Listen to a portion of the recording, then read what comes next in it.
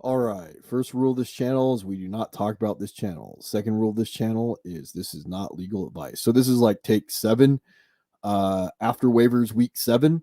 So let's see. Trying to get an edited video done. I dislike it and I'm lazy and it's just not working out. Some technical difficulties on the backside. So anyway, let's see. We're trying to do something different than everybody else and observe patterns so we can try and be there before lightning strikes. So let's see. To bring them up, week 7 buys are the Bengals, the Cowboys, the Titans, the Jets, the Panthers, and the Texans. Looking ahead, nobody week 8, but we do have the Broncos, the Lions, the Jags, and the Niners coming up week 9, trying to get ahead of things. Let's see. So I did talk about some of these things in the Chasing the Dragon video. I might go into some things more in depth. I might miss some things. Just depends. So starting off in alphabetical order, let's see. Brock Purdy got us or didn't get us there in a bad matchup against the Browns. CMC's got the rib oblique injury. Maybe he can get through it. Maybe he can't. So the main guys are Elijah Mitchell, 4-3 guy. He's been good in the past. Can't stay healthy. Jordan Mason, he'll more the grinder. Got into the ground got into the end zone on his 5 for 27 last week. That's Jordan Mason. I'm going to guess this is going to be a timeshare. I bet Kyle used to kind of vulture some of the work too. Probably not interested in it. I brought this up yesterday. I'm be more interested in blocking than it would be to get burned that one of these guys is not the guy because there's not a clear pass for one of them to get there, and you're just kind of going to be guessing at this point. Debo's got his shoulder injury coming up. I don't know how that's going to shake out. I bet Kittle's going to absorb a lot of that. Even with the CMC work, they have other elite or sub-elite guys going forward. Jawan Jennings and Ray McLeod did see a slight increase in their snaps because of the injury, but then you have other guys like Danny Grace, who's on IR. He was a second or third round pick 2 years ago. Ronnie Bell took over when Ayuk was out week 3. If their defense gets dropped, I would pick them up. I could definitely see their defense being dropped over the bye week coming up. The Bears, let's see, Justin Fields, thumb is doubtful. I was reading this may be an issue of him being able to grip a football and pain management. In the meantime, that's Tyson Bagent. He's a undrafted free agent out of Division II Shepherd. I remember watching him in the draft process and not being very interested in him. Did see him in the preseason for whatever that's worth, and he did look better. I watched some guys discuss his limited regular season work this last week, and I mean, he's a rookie, undrafted free agent. There's some stuff to like. There's some stuff not to like. He's not going to have the rushing upside of Fields. It would not be surprising to see that the Bears want to see what they have in him. They probably already made up their mind on Justin Fields going forward, so I wouldn't be surprised if, one way or another, we don't see Justin Fields again this year. So the backfield split with the Bears coming up. Foreman was at 61% snaps. Good. I imagine that Roschon's going to get the higher value work in the red zone and the receiving work, and Foreman's just going to get that grindery stuff. I'm not sure if the Tyson Bagent is an upgrade or a downgrade to Fields at this point. And again, the same thing with Cole Kmet. Their defense is a sneaky cute play against Vegas, whether or not it's Hoyer or O'Connell. The Bengals have that bye week. Burrow gave you a 40-degree day. Mixon is still, that high volume RB2 attached to a goodish offense. Travion Williams may be the handcuff. Chase Brown, I think I have him pulled up. Chase Brown, the rookie out of Illinois, did get 7% snaps. Hasn't seen a lot of work, but when the time that he did get in the 7% snaps, got 1 carry and 1 target. So this may be slowly but turning into a running back by committee, and definitely somebody that they're going to be wanting to look at because I bet they move on from Mixon next year.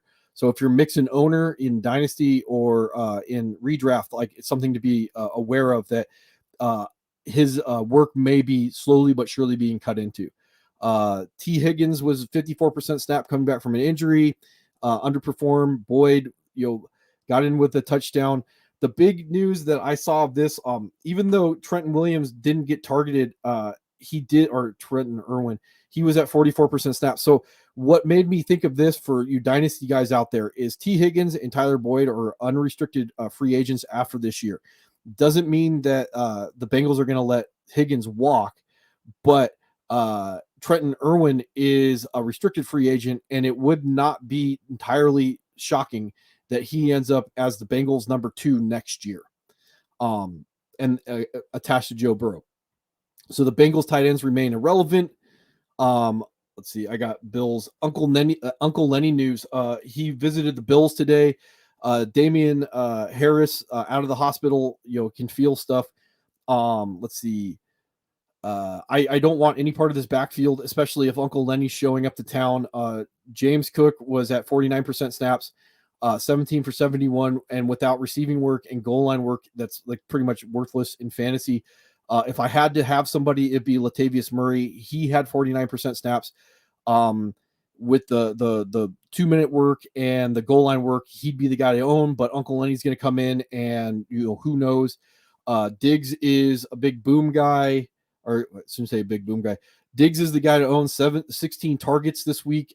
Just ridiculous work. And he's got the ability to work all the route tree. I was wrong on him. Be aware though, he's at 29. So he's at the peak of the wide receiver apex for dynasty league guys. Gabe Davis comes back to earth a little bit, but kind of drafted for what we thought he was going to be. Couldn't get you there this week, but I mean, I just keep rolling him out there until he gives me a reason otherwise. Dalton Kincaid was out. Dawson Knox had 6 targets, 75% snaps in his absence. And again, Dawson Knox is going to remain streamable as long as Kincaid is out because he's attached to this offense. And then I do have that the Bills were disappointing against the Giants, but they go up against the Pats again this week, so it's another week to be disappointed by them. The Broncos, I want nothing to do with this. Downgrade Russ from streamable to non-predictive. I don't want Javonte. No receiving works, 35% snaps. P. Ryan, 17% snaps. He fumbled. McLaughlin was at 40% snaps. If I had to own a guy, it would be him. 7 for 30 in the rushing game. 2 for 13 in the receiving game. Jerry Jeudy is down to 65% snaps. 5 for 3 for 14. I mean, you're basically just holding on to him, hoping he gets traded. Sutton was at 94% snaps. He got his tug. Mims is just not usable, not worth talking about in fantasy at all. Outside of Dynasty Stash, I just don't think the coaching staff likes him. And I think they're trying to run Rush out of town. So, I mean, just be aware of that. He was at, Mims was at 23% snaps. Brandon Johnson outdid him at 21%. And a guy by the name of Little Jordan Humphrey had 29% snaps coming off the practice squad. So, yeah. And the tight ends are back to being irrelevant. Dolchich re-injured his hammy. Okay, so the Browns, and this is why I had the Browns up. So Jerome Ford was at 50% of snaps. He did 17 for 84, most of it in the fourth quarter, 2 for 7 in the passing game. Kareem Hunt was at 37% snaps, 12 for 47 with a tug, 3 for 3 for 4 in the passing game. And like I pointed out before, Jerome Ford, I did not like his pass blocking. So again, the trust issue. Jerome Ford's probably a middle of the road RB2 going forward. Hunt's going to have a little bit of appeal, just like he did when he was there last year with the guy who hurt his knee, Nick Chubb. All right. And then sticking around like Amari Cooper, just set him and forget him. He outdid the matchup. Elijah Moore, 8 opportunities, inefficient against the Niners. David Njoku, low-end tight end 1, 83% snaps. He's going to have his week. And if someone dropped the Browns, just pick them up after this. They were able to do what they did against the 49ers. They're going to be a weekly play going forward, more than likely set and forget. The Buccaneers, if you're Baker May truther, it's a little disappointing of what he did against the Lions. I was a little surprised at how little of the work Rashad White got.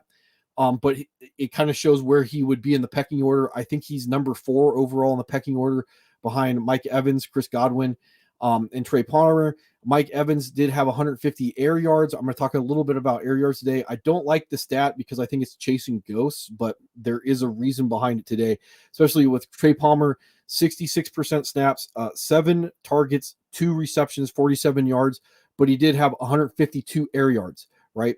So that day is coming with him. Trey Otten, 96% snaps. So the tight end, he's going to be sticking around there. But Trey Palmer is a guy to stash, if not just roll him out and expect that week is going to come. Let's see. And then their defense is going up against Atlanta this week, and they have a few good weeks ahead. So the Cards, Josh Dobbs disappointed. I would downgrade his streamability, but he still got that rushing floor. The reason why I have this up is the backfield was really weird, and I don't know what to do with it. So Keontae Ingram did not lead the snaps. He did have 10 carries for 40 yards, 2 more targets, 2 receptions, 11. Damian Williams, who was just signed off the street, goes back to reverts to the practice squad. He only had 17% of the snaps, but he did have 8 touches or 8 carries for 36 yards and then another target. Now, the really interesting thing about this, and I was reading that Amari DiMercato, he did lead everybody in snaps, and some of it they said was later in the game in passing work. That's fine. He did, again, he led everybody in actual snaps, 2 carries for 11 yards, 1 for 1 and 6 in the passing game. I don't know. I guess I'm holding. But again, pieces of bad offenses or not good offenses is usually not a good thing, and we're going to talk a little bit more about that as we go on. Hollywood Brown was at 89% snaps, 11 targets, not good, 4 for 34. I did have 180 air yards since I was just looking at air yards. But again, like I said, I was going to talk about that. Michael Wilson was at 88% snaps, 4 for 3 for 62. Kind of to expect with a rookie and a bad offense. Did get a banger late, to salvage his day. So I'm still holding or buying or picking him up, whatever teams do. Rondell Moore, not going to win you any leagues. Zach Ertz. So I have this up. Zach Ertz was down to 46% snaps. Trey McBride was up to 58, 5 for 4 for 62. So Trey McBride was a second-round draft pick, workout warrior last year out of Colorado State, 4.56 40 guy. I don't know. He looks a little odd on tape, but anyway, if the move has been changed in Arizona and he's the guy to go forward over Ertz, I could see worse things happening. But again, you're buying a piece of a not good offense. Chargers on Monday night. Herbert got it done. Eckler didn't, but it's his backfield. Josh Kelly was 27% snaps, only 3 touches, all inefficient. Keenan Allen, on pace for 149 receptions, 1,765 yards, 14 touchdowns. So, I mean, if you can buy, you can buy. My note about Keenan Allen is he, despite being flawed as a fantasy prospect, just the absurd amount of usage and red zone targets that he gets is going to vault him up. I mean, that's why I was banging the table for him in the offseason. He was going about wide receiver 18 or something like that. It was just absurdly low. I don't know why. He is at the edge of the wide receiver apex at 31. It's all downhill from here. Josh Palmer's fine. He's going to have his weeks. I was reading that he had 3 pass interference penalties that probably cost him a couple big games and a touchdown. Quentin Johnston's not going to be a thing. Only 48% snaps. And 2 targets, no production. Gerald Everett and Parham ate into each other, so I'm not interested. No prediction out of the tight ends. The defense, maybe week 8 against Chicago, the rookie Tyson Bagent. The Chiefs I have written down here. Mahomes was 6 for 31 in the rushing game. They're still struggling a bit. Isaiah Pacheco, I have him pulled up. Look, so he's a high-end running back too, and there's reasons why I would not put him any higher. 63% of snaps, 16 carries, 62 yards, another 6 targets, 6 receptions, 36 yards. The reason why I wouldn't put him higher is Jarrett McKinnon is at 27% snaps. He had 5 targets, 3 receptions, 20 yards, and that's going to cut into Pacheco's value. Also, CEH was at 13% snaps, 2 carries, another reception, and a red zone carry. So again, he may be the handcuff if you're really desperate. I imagine Deneric Prince, the rookie out of Tulsa, would get elevated from the practice squad if there was an injury. But just that little bit by McKinnon and CEH and how they're being used is going to cut into the potential ceiling for Pacheco to be anything more than a top end running back too. If you're wondering, Rashee Rice, bell of the ball this week, only 22 air yards, 4 for 4 for 72, maybe a slight uptick because of the Justin Watson injury. Tony is just basically a vulture to the offense. 42% snaps, 6 targets, 3 receptions, 9 yards, and a touchdown. Sky Moore keeps slipping to 52% snaps. Led all wide receivers in air yards this week. 4 for 2 for 22 in the passing game. Maybe a speculative pickup that he can inherit the Justin Watson work. And then Justin Ross was down to 14%. No opportunities that I have written down. MVS was at 56% snaps. Kelsey's still the guy to own. Led everybody with 86 air yards. And Noah Gray was at 55% snaps for you dynasty guys down the line. 2 for 2 for 14. And the defense is probably going to be relatively solid, if not capped, because of the offense moving forward. The Colts. And I did not pull him up. But Anthony Richardson's probably done for the year. I'm still waiting on the confirmation of that. Gardner Minshew failed me. Probably still streamable. Jonathan Taylor and Zach Moss, 42% carries to 50% carries. Neither of them were efficient on the ground, 8 to 7 carries. Receiving work, Jonathan Taylor, 6 for 5 for 46. Zach Moss was 7 for 6 for 38. He did get a tug on the ground.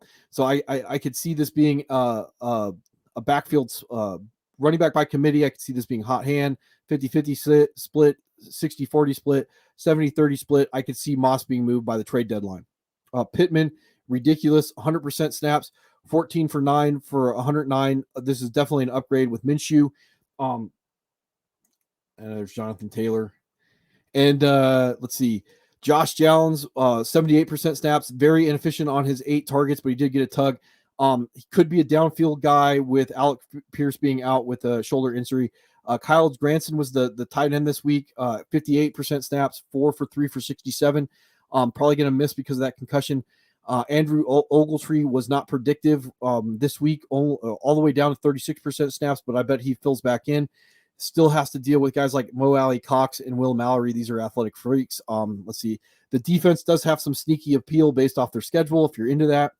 Let's see, moving on to the Redskins. Sam's Howell is streamable, but remember, you're going to be playing with fire when it comes to him. Hopefully you guys hear that motorcycle go by. And he's probably a low-end start. He might be the guy that I end up going with to replace Anthony Richardson. So the backfield, and the main thing to look at is Chris Rodriguez, the rookie out of Kentucky, 12% snaps this week, 4 for 23 on the ground. B-Rob, again, inefficient on 53% snaps. He did split some of the red zone opportunity with Gibson. Gibson got one red zone target for a touchdown. B-Rob got in there also. And again, I don't know what to do with it. They're not going to be predictive. You're kind of hoping for an injury, and you're also hoping that Chris Rodriguez doesn't continue to eat into it. Scary Terry, the big thing out of this, 11 for 6 for 81, 82 air yards, 52% target share. So again, maybe he's a sneaky buy if the owner doesn't realize what he's got. Chasing something like that, a ridiculous outlier like that on a guy that's going to be relatively cheap is not a bad idea. Had a question about Curtis Samuel. 63%, 4 for 4 for 42 and a tug. Like, not going to win you any leagues. Just going to be a safe floor guy with the possibility of a little over a 40-degree day. Jawan Johnson, 80% snaps, 1 target, not fantasy relevant. Probably done talking about him. Same thing with Logan Thomas, 78% snaps, 1 for 1 for 2, and again, not going to be predictive. Not really worth it. Their defense is they got the Giants coming up here, and then at New England. Week 8 is Philly, so one on, one off. Dak, the vintage Dak, when he goes 7 for 40 and a tug, if he can give you that every week, he's in the elite, sub-elite tier, regardless of if he's a little turnover prone. Tony Pollard saves his day with his, I think, 7 for 6 and 80 on a 60-yard catch late in the game. That's what top-tier guys will do with that receiving work. He was at 80% snaps. Rico Dowdle was at 16% snaps, 3 for 12. I'm going to guess he's the cuff. CeeDee Lamb, 84% snaps, 7 for 7 for 117. Gallup and Brandon Cooks, they're going to have their weeks. Gallup had 10 targets, 101 air yards. Brandon Cook, though, got the red zone target and scored. Let's see. Jake Ferguson, probably not a thing on his 86% snaps. If he couldn't get there against this Chargers linebacking core, He's not going to be predictive. He's not the guy that they care about getting the football to. So, stats can be deceiving. We talked about him earlier in the season. They're going on by. They got Rams and then Philly. I can see someone dropping them. If they do, I can understand it, but I'd be picking them up. Let's see. Tua is a fine quarterback one. Mosert's a league winner. Sullivan Ahmed, 36% snaps, 16 for 23 and a tug, 5 for 3 and 11. Probably a low-end start until Wilson gets activated or A-Chain comes back. So Jess Wilson's within his 21-day window to be activated. I bet they hold off on that, or they bring him off and put Chris Brooks, the number 3 guy who's got an ankle injury, on there. That would change my opinion of Sullivan Ahmed, but for the time being, who knows what's going on with Jeff Wilson. They said he could have played based off game plan, but they just said nope. Tyreek Hill, if you're wondering, is now no longer on pace for 2,200 yards. He's on pace for 2,300 yards.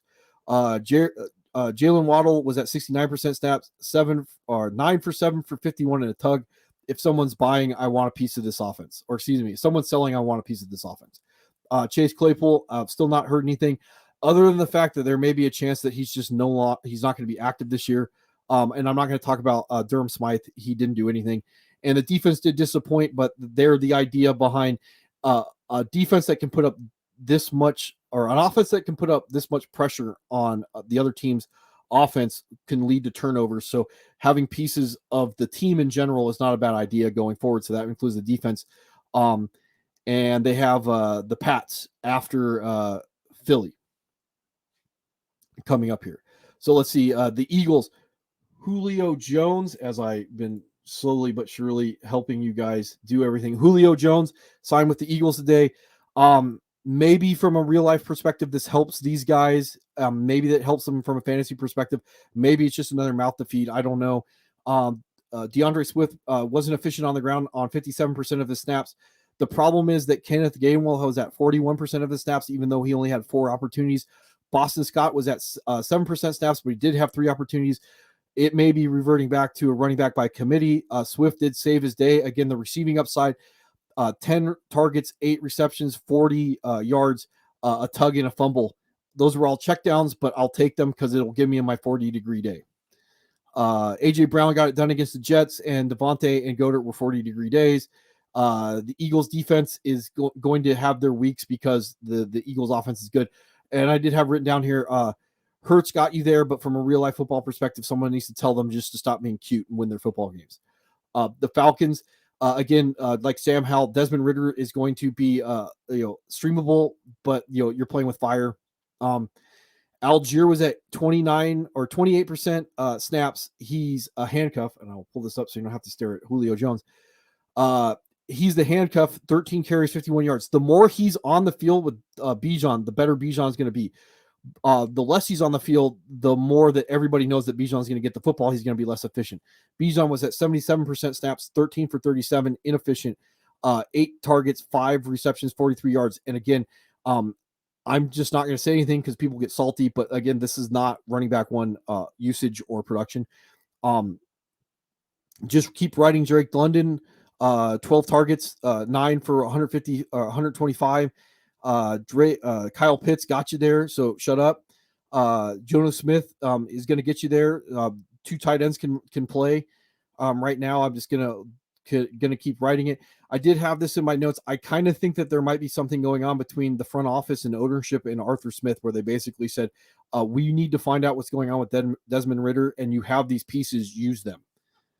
So if you're wondering what's going to go on going forward, and their defense does have some okay matchups against Tampa Bay, Tennessee, and Arizona coming up.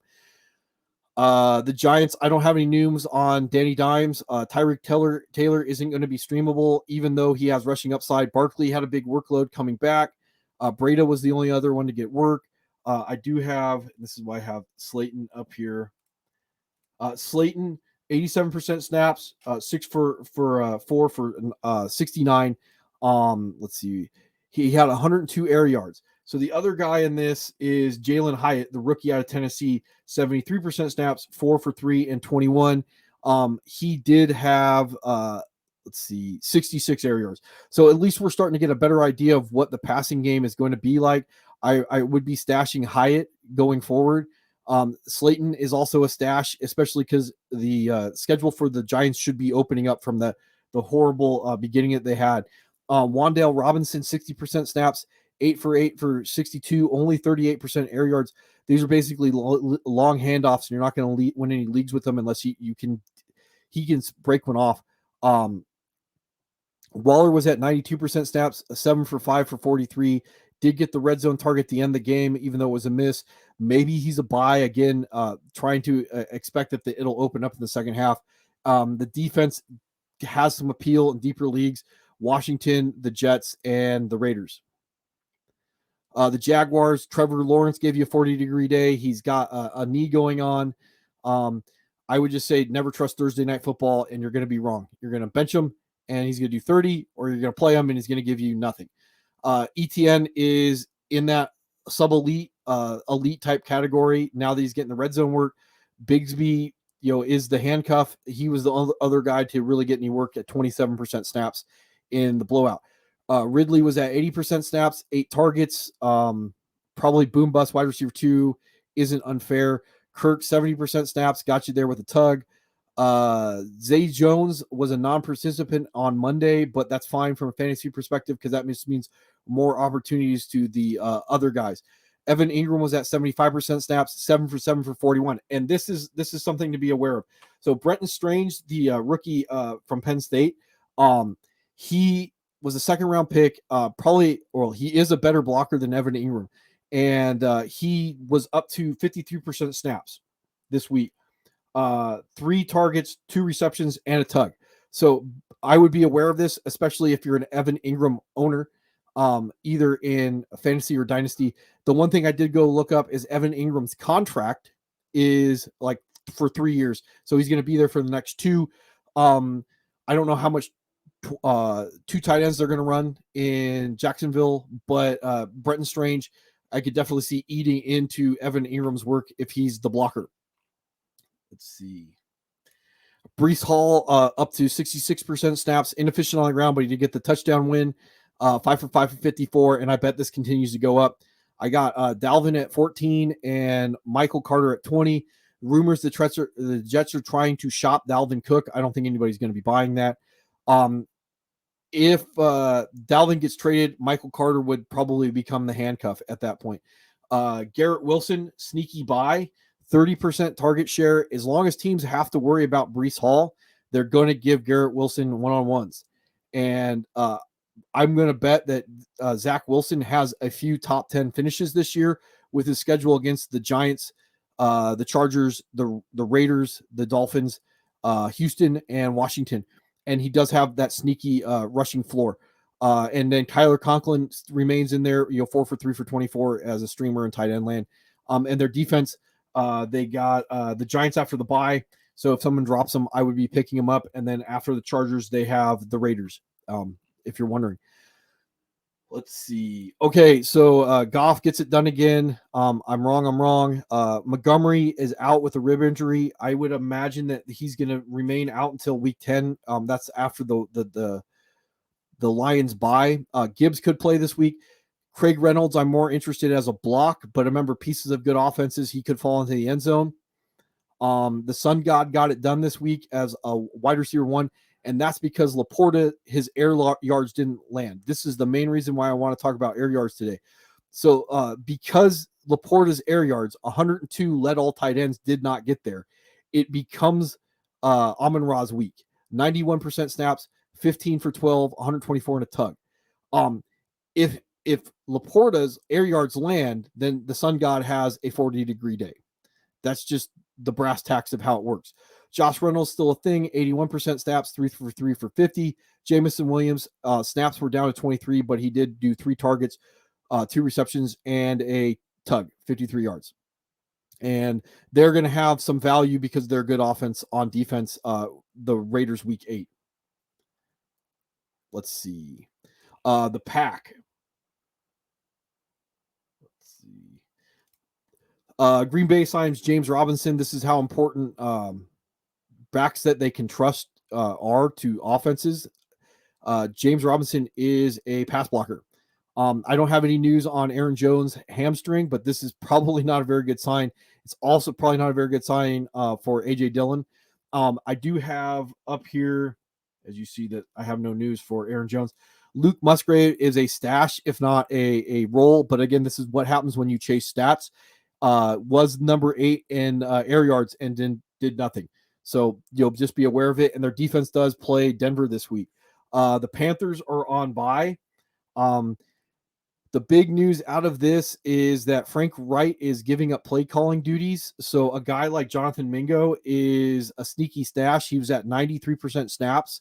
I could see him getting in the game. That was one of the things that Frank Wright said, is that they didn't have wide receivers to run certain routes. Well, you got to find out what you have eventually, and all you're doing is breaking your number 1 draft pick and then not finding out what you have in your wide receivers.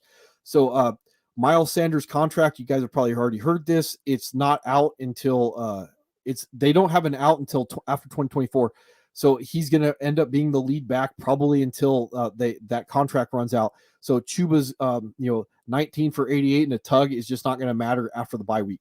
And then the ghost of Alan Thielen, yeah, I'm still enrolling him out, but I would expect some change in his usage with the play calling. Let's see. The Patriots, I don't think I have anything on them other than Ramondre. I can't trust him. Him and Zeke.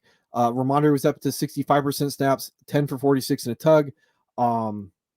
Let's see. He also did 6 for 5 for 24 in the passing game, but again, bad offense, and who knows what's going on with this running back by committee. Zeke was at 38% snaps, 7 for 34. He got the tug. Another 1 for 1 and 15 on the air. Kendrick Bourne, 11 for 10 and 89, non-predictive. And if you're rolling him out, you're desperate, not trying to win your league. Hunter Henry is no longer worth talking about, and the defense rolls against Buffalo, so I don't even care about them. All right, the Raiders. Let's see.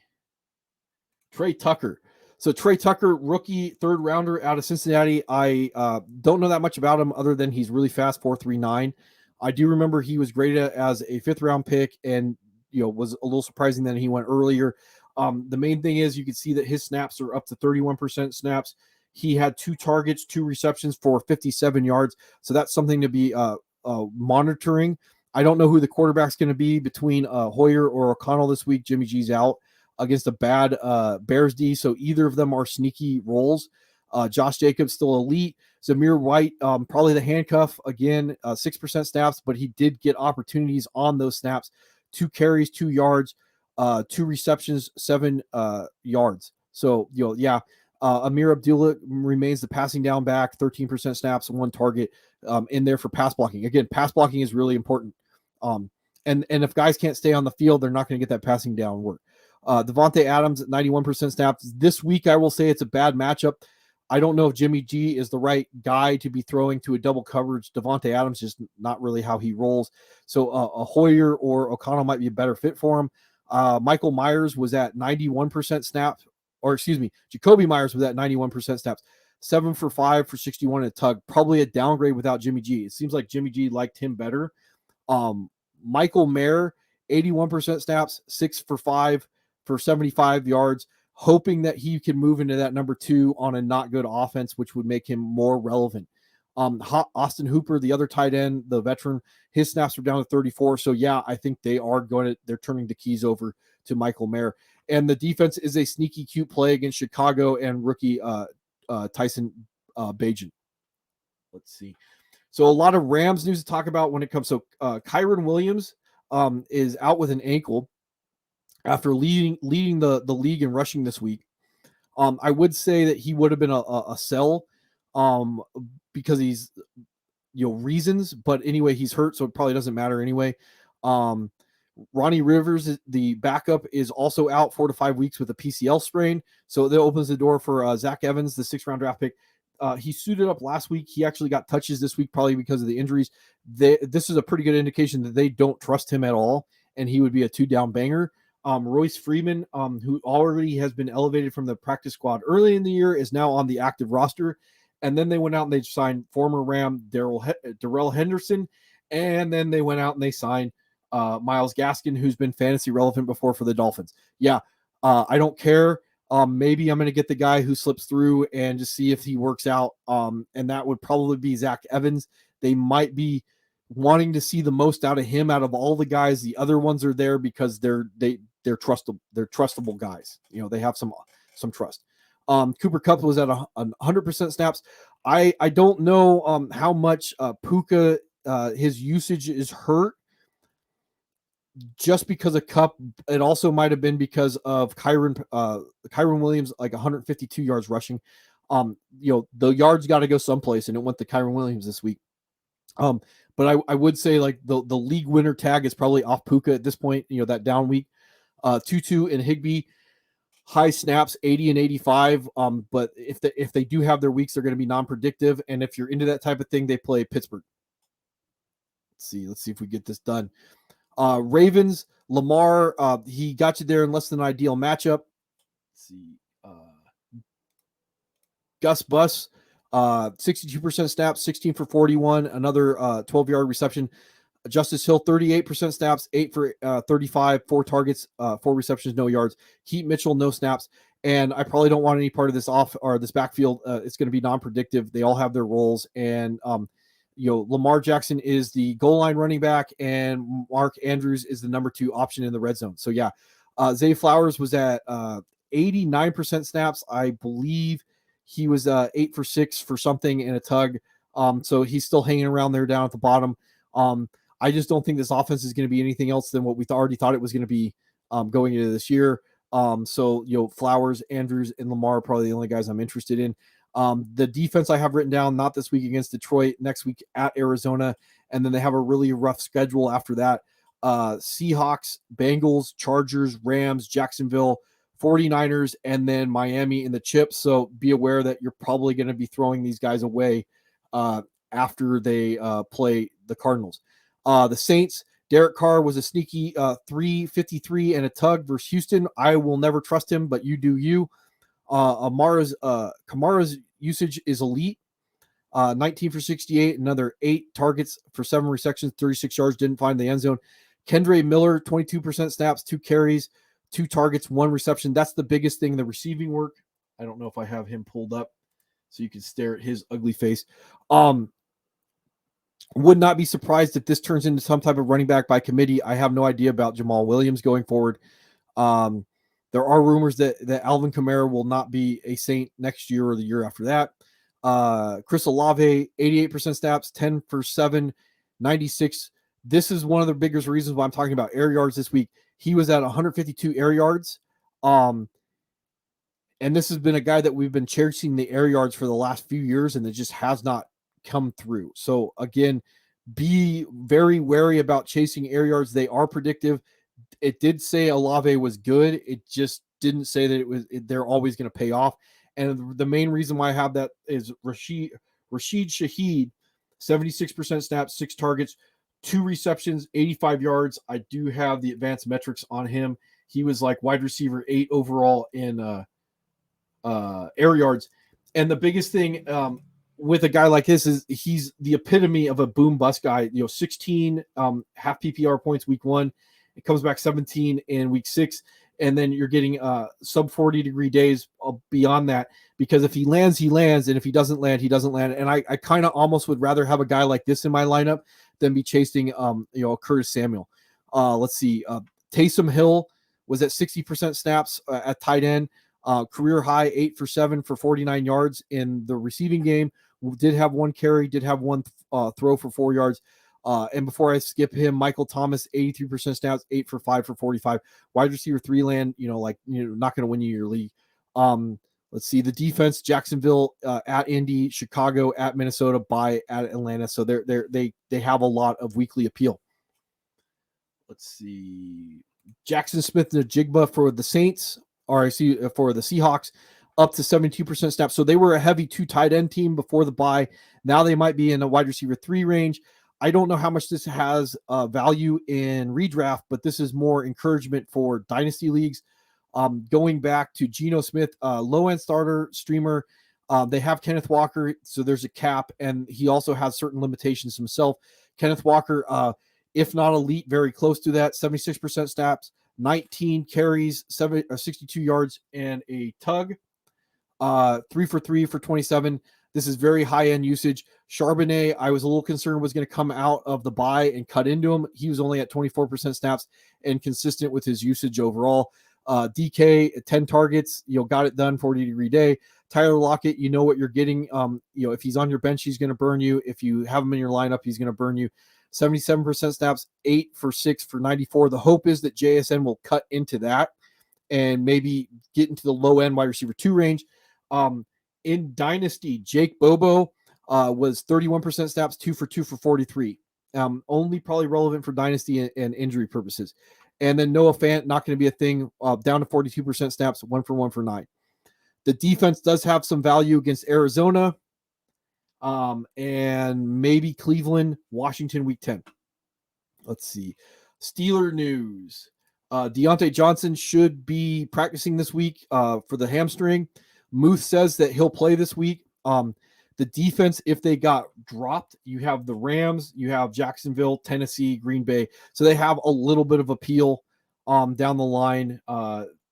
Cincinnati, Arizona, New England, week 14. So they could have been dropped out of the bye. So you could maybe think about picking them up and having them be your weekly defense to go along with a streamer.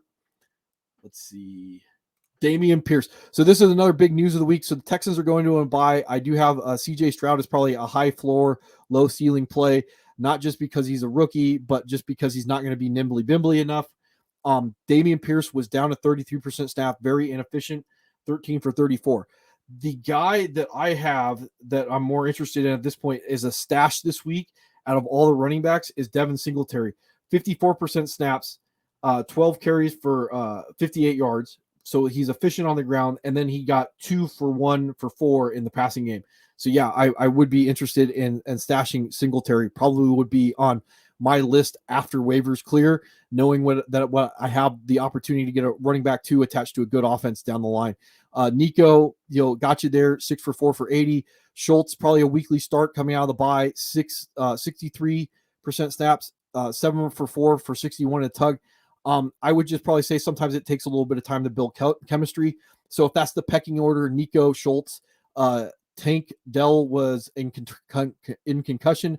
Robert Woods was a little dinged up, but be aware that it still could be Dalton Schultz number 2 in a fairly good offense.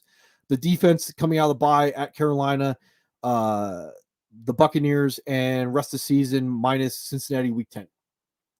All right, almost done here. Titans have a bye week. Ryan Tannehill has a high ankle sprain, just like last year. Malik Willis, I should have him pulled up, did look better in the preseason, does have some rushing upside, maybe a sneaky stash, especially with a guy like Richardson going down. I don't know. There are probably worse guys to be rolling out there at this point. Derrick Henry, he was down to 53% snaps, 12 carries, 97 yards, got there with the tug, 2 for 2 for 6, 16. Tyjae Spears, should be rostered in all leagues at this point, because if Derrick Henry gets traded or he goes down, Tyjae Spears is going to win leagues. He was up to 56% snaps. They mostly just have him on the field, 4 for 15 in the rushing game this week, but did break off 48 yards on his 1 reception.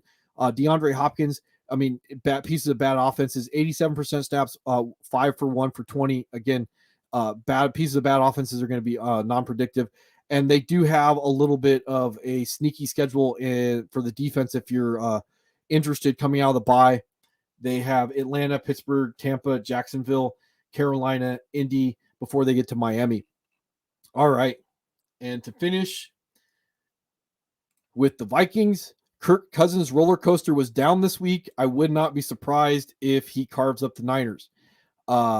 He also, I read, will not waive his no trade clause, so he's probably going to finish the season in Minnesota.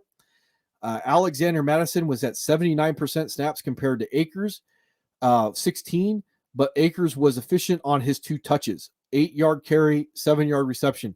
Madison was inefficient, 18 for 44, 7 for 4 for 28 in the passing game. So Madison was high-end usage, low-end efficiency.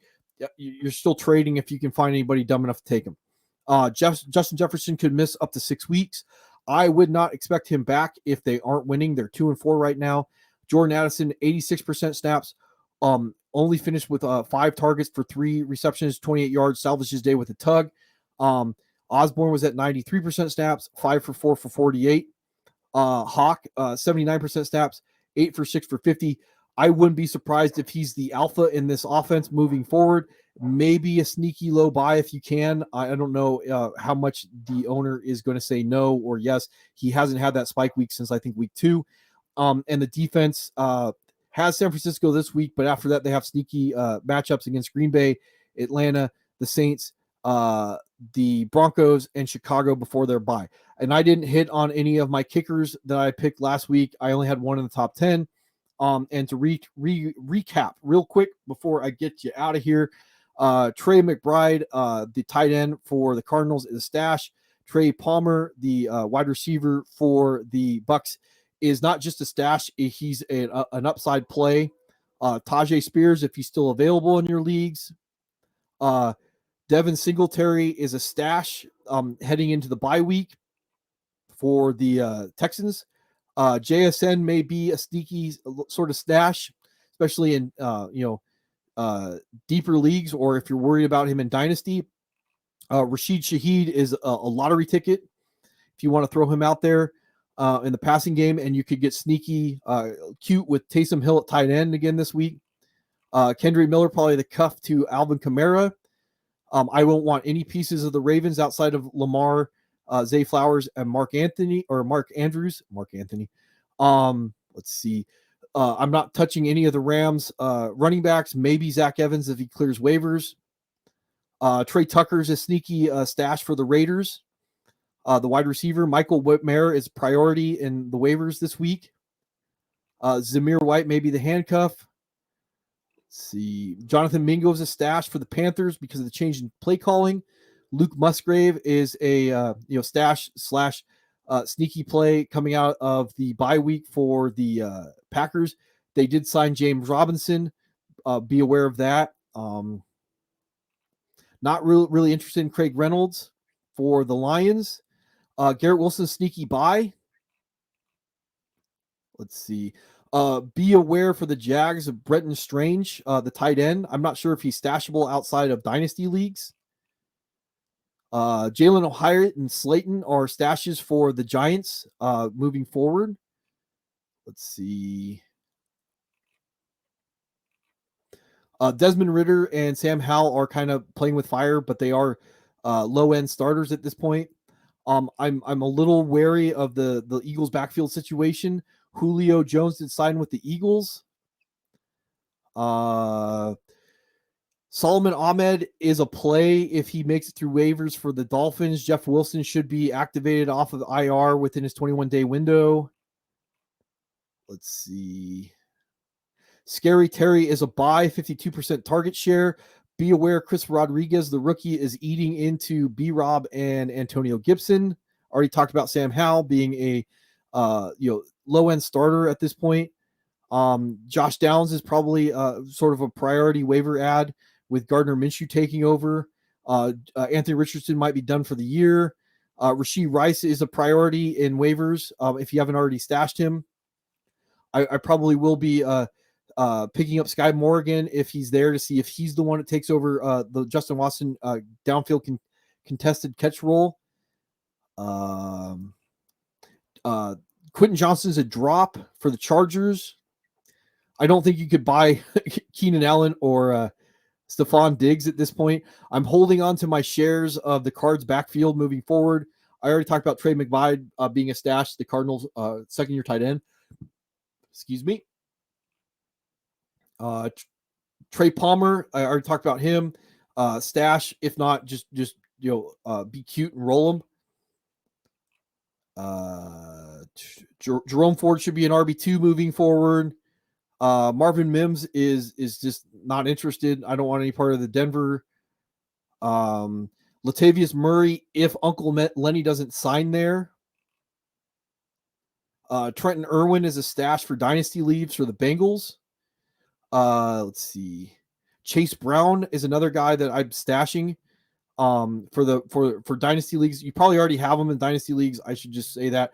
But be aware if you're a Mixon owner, if he continues to eat into the workload for Joe Mixon. Tyson Bagent, he's a sneaky cute guy to stash, see how he works out. And I'm not really interested in paying to find out about Jordan Mason or Elijah Mitchell for the Niners. So anyway, that's about all I got for this week, and I got it done in about 50 minutes.